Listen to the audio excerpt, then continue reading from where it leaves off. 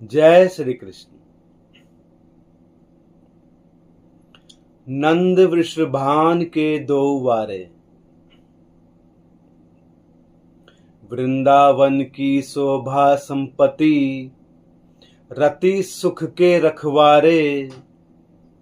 गौरी राधा कान्हा सांवरे, नखसिख अंग लुभारे।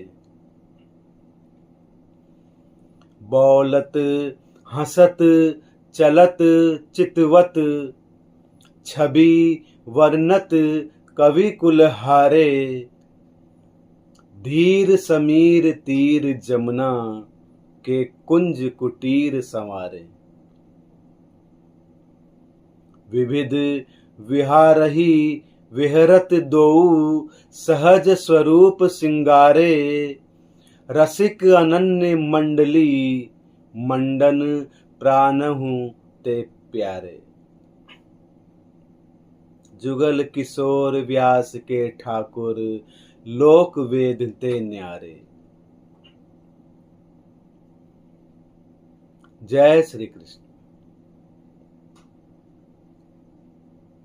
कृष्ण प्रेमियों, प्रिय बंधुओं, एक छोटी सी कथा है। यह बहुत पुराने समय की बात है। एक गांव में एक सेठ जी रहा करते थे। वह श्री हरि भगवान कृष्ण जी के परम भक्त थे। सेठ जी निरंतर श्री हरि भगवान कृष्ण जी का जाप करते रहते थे। भगवान को सदैव अपने हृदय में बसाए रखते थे। प्रतिदिन सेठ जी गांव के श्री कृष्ण जी के मंदिर में जाया करते थे।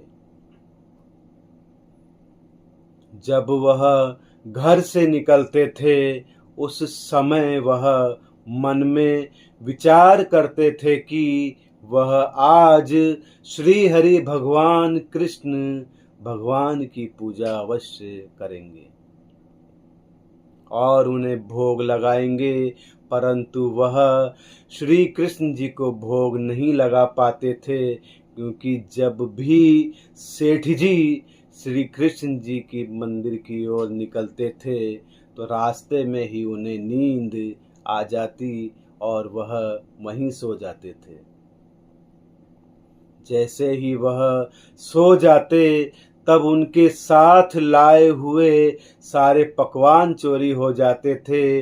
नींद से उठने के बाद जब सेठ जी को पता चलता कि उनके सारे पकवान तो चोरी हो गए हैं, तब उन्हें बहुत दुख होता था और वह भगवान श्री कृष्ण जी से शिकायत करते हुए कहते थे कि हे राधे श्याम, प्रतिदिन मेरे साथ ऐसा क्यों होता है?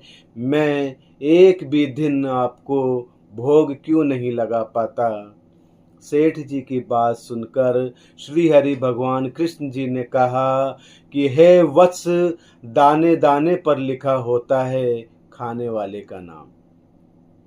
प्रतिदिन तुम मेरे लिए जो पकवान लेकर आते हो, उन पर मेरा नाम नहीं लिखा होता, इसलिए वह भोग मुझ तक नहीं पहुंचता। श्री कृष्ण जी की बात सुनकर सेठ जी ने कहा, प्रभु, कल तो मैं आपको अवश्य भोग लगाकर ही रहूंगा। कृष्ण प्रेमियों, दूसरे दिन सेठ जी सुबह नहाकर तैयार हो गए और अपनी पत्नी से 4 डिब्बे भरकर बढ़िया स्वादिष्ट पकवान बनाने के लिए कहा। पत्नी ने पकवान बनाकर डब्बे भरकर सेठ जी को दिए। सेठ जी उसे लेकर मंदिर के लिए निकल पड़े। चलते हुए सेठ जी ने निश्चय किया कि आज सोना नहीं है और मैं कान्हा जी को अवश्य ही भोग लगाऊंगा। उन्हें मंदिर जाते समय मार्ग में एक भूखा बच्चा दिखाई दिया।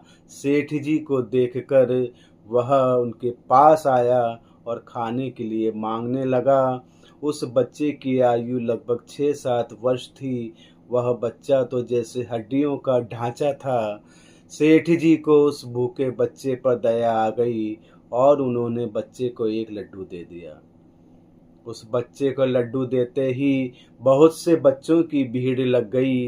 वे सभी बच्चे भूखे दिखाई दे रहे थे। सेठ जी को उन पर दया आ गई। सेठ जी ने सभी पकवान उन भूखे बच्चों में बांट दिए। तत्पश्चात उन्हें स्मरण हुआ कि आज तो कान्हा जी को अवश्य ही भोग लगाना था, परंतु मंदिर पहुंचने से पहले ही सारे पकवान समाप्त हो चुके थे। मंदिर पहुंचकर वह कान्हा जी की मूर्ति के सामने हाथ जोड़कर बैठ गए।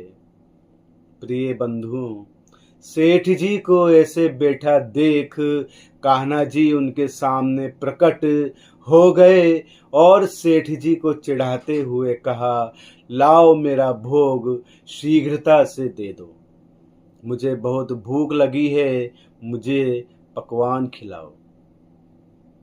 सेठ जी ने पूरा घटनाक्रम कान्हा जी को बता दिया। कान्हा जी ने मुस्कुराते हुए कहा, मैंने तुमसे पहले ही कहा था ना, दाने दाने पर लिखा है खाने वाले का नाम।